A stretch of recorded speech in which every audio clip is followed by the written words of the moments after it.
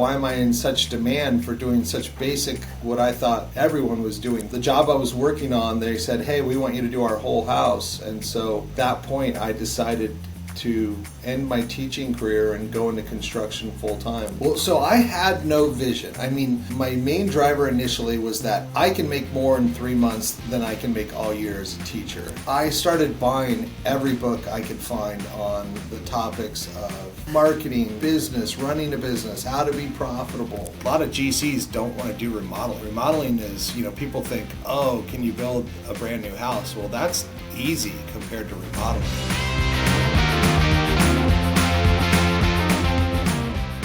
Welcome everybody to another episode of our show. I'm super excited about our guest today because joining us from Scottsdale, Arizona, we have a builder that is quite unique in his essence.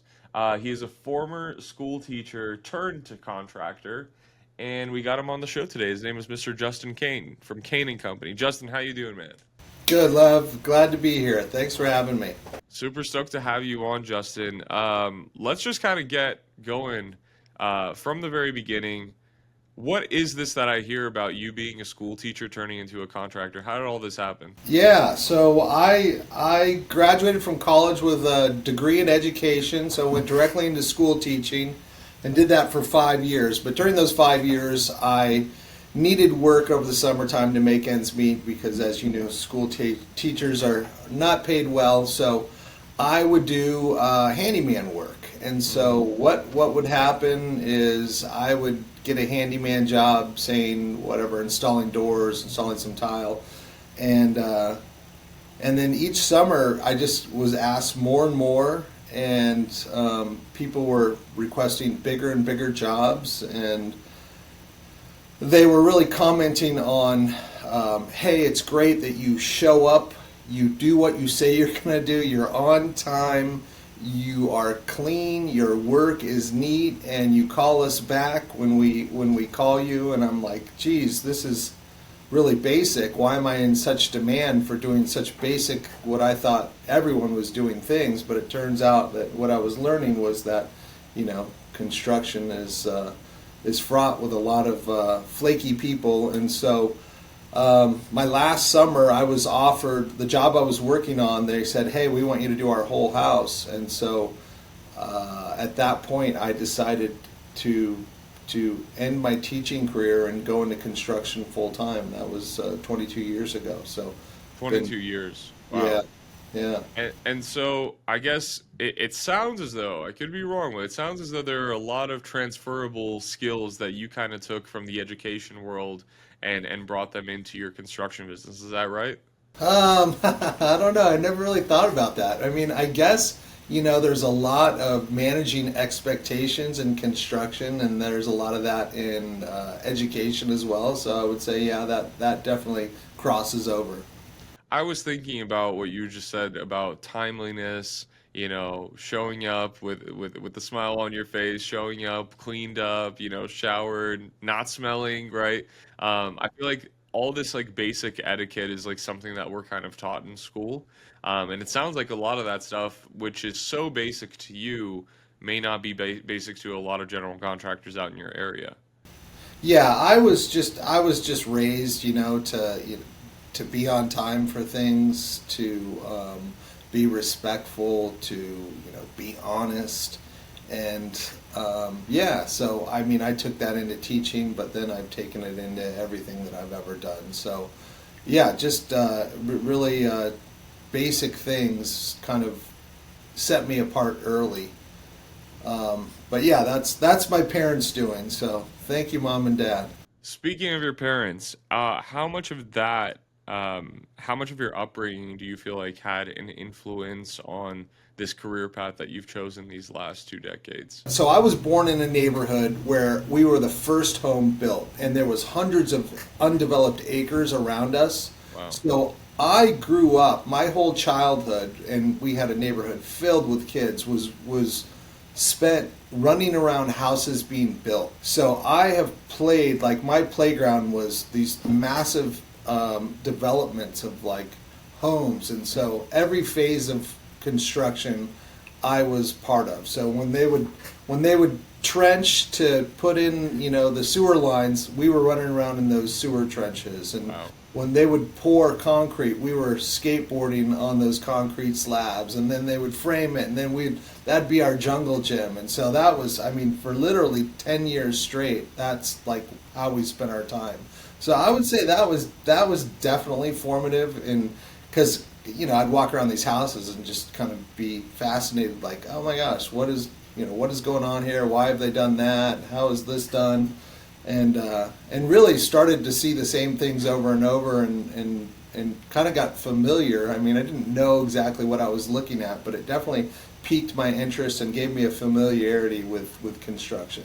Let's peek into that for a second because I know that you've built this company up pretty significantly. You run I wouldn't say that you run a super lean operation, but you run a pretty lean operation, all things considered, and the company is producing at over $3 million a year.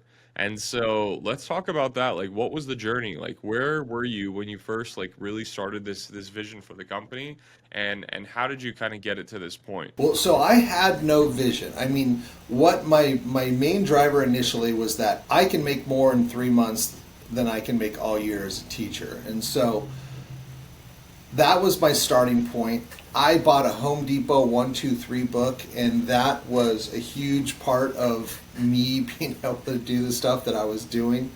I would ask I would find like the retired old grizzly contractor who was working at Home Depot and just pump them with questions, and had a lot of good relationships with people that were willing to teach me stuff. I didn't really have a vision, and so I just kind of worked that first maybe 5 years, mostly as a one-man show, brought help in here and there, but just kind of vacillated between $1 and $300,000 in revenue, and thought I was making a lot of money, because I was making more than I was as a teacher, but then got wind of that there was books out there to help me learn the business of construction. I knew nothing about business, and so I started buying every book I could find on the topics of marketing, business, running a business, how to be profitable, all of these things, and just really became a student. And at that point, that's when I started to realize, oh, I can, I need to, this can't just be me running around all day doing everything. I need to turn this into a real business that is sustainable and can run without me if this is going to be something that I'm going to do for long term. So at that point, and that's kind of really when I had this epiphany, like, oh, let's build a real business here. And so that was actually probably at the 10-year mark, and so for about the last 12 years, I've probably been a lot more serious with the business than I was previously. Over the last 10 to 12 years, you've obviously now built this business. What are some of the biggest books that have kind of influenced you to build the business to what it is today? There's been a bunch, but I would say there was a series that I got through Remodeler's Advantage, Okay. that was probably the first ones, and I can't even name them all, but boy, I used to have a library of them all, and I haven't looked at them in so long, but Yeah. there was a Markup and Profit. There was Remodeler's Advantage had a few different ones that Yeah. I used extensively. Melanie, gosh, I forget her name, but there was one on the the financial side of things, how to keep their books, but I can't remember all the names. They were all construction business related, They were though. all very specific to remodeling businesses. Yeah. Right.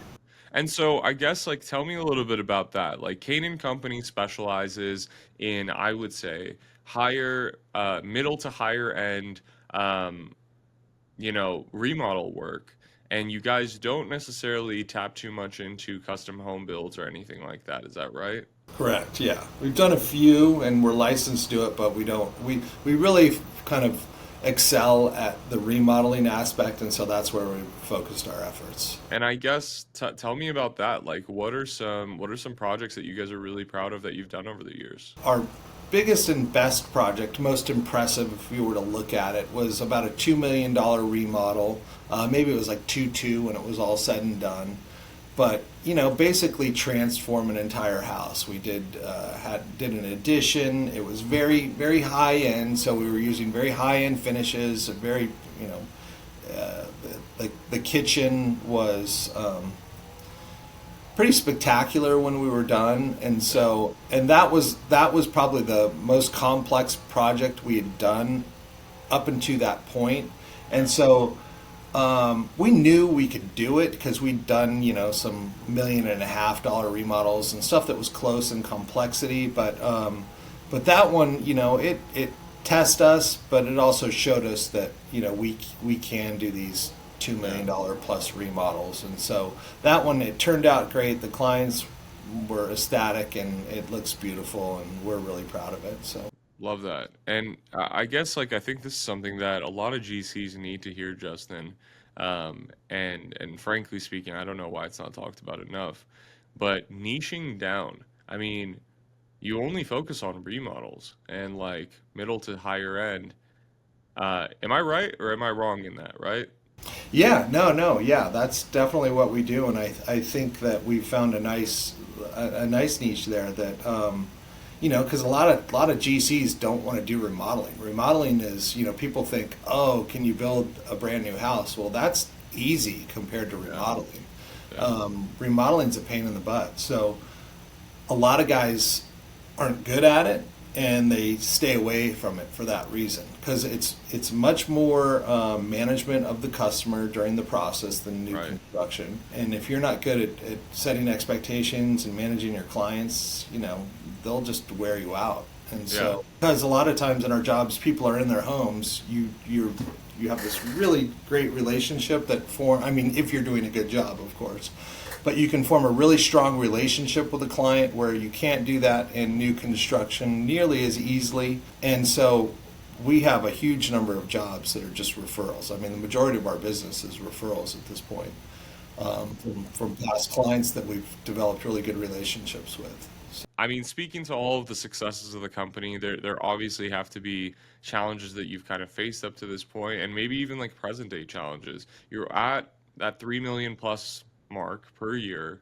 I guess what are some of the biggest challenges that a GC would kind of, especially in the remodeling niche, that they would expect to face at the point that you're currently at? I think at the point that we're at, we're close to our bandwidth in terms of total revenue. I mean, we did do 4.5 million one year, but at our current size, it would be hard to do 6-7 million. It would be impossible to do 6-7 million. So I think we're at a point now where we're looking at our next strategic hires as we try to grow. Because even though I said I've been studying the business for the last 10 years, Yeah. we have been happy at this $2 to $3 million mark. I mean, Yeah. I hadn't really thought like, hey, I want to take this to 20 million. But now, as I get a little bit older and my kids are getting older and they may step into the business, I'm like, okay, this needs to be more than what it is. So we're making a push now to go to 10 million, and we have a plan in place. But definitely there's a big, not a huge change, but there's a change that will need to take place in the structure of the company. I think our systems and processes are dialed in, and we know how those will work as we grow. But bringing on the additional personnel is where we're going to really, I think, have the most trouble. Not necessarily the most trouble, but that's going to be Challenges, the yeah. most. And there's always opportunities for growth, right? Like you're the more that changes within the company, the more that that kind of pushes you to become the type of person that you need to be in order to run a company like that. And so, I guess talk to me about mentorship, because it seems like as a school teacher, you see the value in giving knowledge away and instilling that knowledge and developing somebody. But really, it sounds like that's something that you've kind of taken into your career over these last 2 decades. And so I guess like what role has mentorship played in your development as a GC? It's huge. I mean, like I said, from the small, I would say, mentorship that I received from some expert at Home Depot, Yeah. towards I'm a huge proponent of finding a mentor and asking questions from those who are willing to help, that have Yeah. been through what you're trying to go through. So it's absolutely huge. So I I'm a member of my local NARI, National Association of the Remodeling Industry Group. So Nice. I get mentorship from the higher ups in that, as well as give mentorship to the lower ups in that. I've also been a member of Remodelers Advantage, same thing. You'd be able to sit down with companies doing 15 million a year, 20 million a year, and glean from them what you can. But then also there would be the guys in there doing $1 million a year who were trying to help and teach, what do you need to do to not be working 60 hours a week and Yeah. be driven crazy from your business. So yeah, mentorship is huge. I would strongly recommend anyone in this business to get a mentor and be a mentor. I think that the being the mentor part, that only comes from a place of, doing the doing. And it sounds like that's something that you've kind of had the privilege of getting a lot of exposure to, because there's a lot of mayhem in Arizona when it comes to contractors. There's not a lot of a lot that claim that they're high quality contractors, but honestly, out of the many many GCs that I've experienced, unfortunately, there's bad review after bad review. And so I guess what has kind of allowed you, do you feel like, to kind of stick out from some of the competition outside of the things that you've already mentioned? Like, is it like certain processes or certain systems within the company? Yeah, I mean, I think that I used to work really hard to keep clients happy, Mm, and that was because that was always in me. Like it's always been very important to have a company of high integrity that does what they say they're going to do. That people really are are impressed with when they use our service. yeah. And so I always wanted those things. I always wanted to be that company, but I didn't quite know how to deliver it. And so it used to just be me working my butt off like crazy, just to manage everything and get everything done. And then I'm like, there's got to be a better way. So Yeah. books like the E-Myth Contractor Right. and but and then I learned, okay, if I get systems in place and I can have people that understand these systems, and I can do all this without it falling all on my shoulders. And so that was kind of a big change for me, is learning that trusting others to have, be able to put this vision of a really good high quality company with integrity that people love and provide an awesome service and people are just raving about, being able to have a bunch of people I've hired deliver that same thing. And Huge. so really sitting down and kind of working through processes has kind of enabled that, I think, was been Massive. the biggest thing for us. Yeah. Yeah, I think that is massive, and that's kind of what I see consistently across all the successful general contractors that I have worked with, that I've spoken with, and experienced altogether, is that they are clear intentioned, right? Like they know they've kind of singled out that, like, this is what it is that I'm trying to accomplish. And when you have that what, it's like the how kind of comes to you by taking consistent action on a day-to-day basis. And also just kind of aligning yourself with, and I don't even know if that's something you consciously do or unconsciously do, but it sounds like that the people aspect is such a massive part of, the type of company that you run today. Because if you don't necessarily have value alignment, you run into this issue where you get a lot of people in your company that can really tear it to the ground. And I don't know if that's something that you've kind of experienced with, like, poor hiring decisions in the past. Yeah, that's totally true. I think that my people that I have now have all been with me for quite a while, and they're really good. I really value them, and they're awesome. I'm very thankful. And I think what kind of sets them apart is just what you said. Is I hired them based on the person they were, rather than necessarily the experience they had. So people that had aligned values to what we were trying to accomplish here. Yeah. So someone that didn't need to be watched in order to want to do good work. Right. And probably put more work into teaching people how to do the job, knowing that that work was worth it, because you can't teach the values. They Right. have to bring those themselves. So yeah, that's huge. Is hiring people with the right values, and then hopefully getting to be able to train them in the systems that you have. So Right. Huge. Justin, I want to kind of wrap the conversation a bit, but I mean, there are general contractors that are going to be listening to this, and they're going to see Caine and Company, they're going to see the logo and all the beautiful work and all that stuff online. But I guess like hear it from the horse's mouth. I always like to ask this question: if there's one piece of advice that you could give to yourself from when you were still at like 1 million plus per year or 2 million a year, what is that one piece of advice that you would give a general contractor who's at that point right now? um, boy, be willing to take a leap of faith. I mean, it's people get stuck in this merry-go-round of just working their butt offs, trying to make their business something, and really are afraid to take the steps of hiring someone to replace you in that role, or really. I think it's really, for me, it was knowing that I could step away and someone could do whatever role it was that I was doing that I didn't have time to do anymore, and they could do it as well as I was doing it. And it's hard because, like I said, you got to find the right people. But knowing you can get other people to do these tasks that you've been doing, Yeah, I think was the biggest thing. that's a massive unlock. Yeah, yeah. I mean, that And was.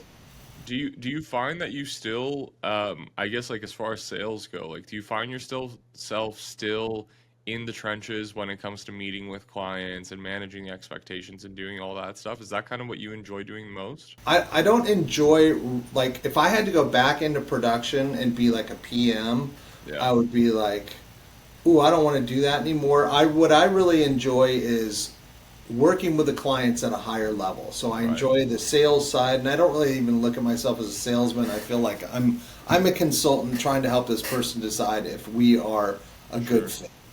Um, and so I really enjoy that aspect of it, and I really enjoy trying to put the pieces together to show the other members of my team how we're going to grow, what it's going to look like, and what we can all achieve by moving through this process over the next whatever 5 years. Massive. So yeah, I would say. It's huge, huge. Um, Everybody who is curious, you guys can find Justin's information online. I will actually link it in the show notes below. Caine and Co. is the name of the company, Caine and Company rather. And Justin's information, his website, his Instagram page, and so on and so forth, you guys will be able to connect with should you choose. Justin, any parting words for the audience? Boy, I would say if you are a struggling business owner, that there is hope. There is hope. So you just got to seek it out. Yeah. Seek out those mentors. Find that information. It's out there. This has all been done lots of times before, and so it's finding the people that have done it and kind of talk you through it. I think that's huge, Heck and, yeah. and knowing it can be done. Yeah. There's a lot of self-doubt that goes on. You think you're an imposter. You think you don't belong wherever it is you are, but everybody goes through that. And so just finding those people that can help you get to where you want to be. You guys heard it from the man himself. If you are feeling that type of way, or if you have certain thoughts going through your head that make you feel like you're not necessarily the best guy in the business, everybody goes through it. And so, Justin, thank you so much for imparting this wisdom on our audience. Thank you for being part of the show. And is there anything else that you would like to tell the audience as far as like where they can find you? Anything that I missed? Nope, you covered it all. Yeah, you covered Sweet. it all. Yeah. Awesome. Thank you guys once again for joining the show, and we will see you in the next episode.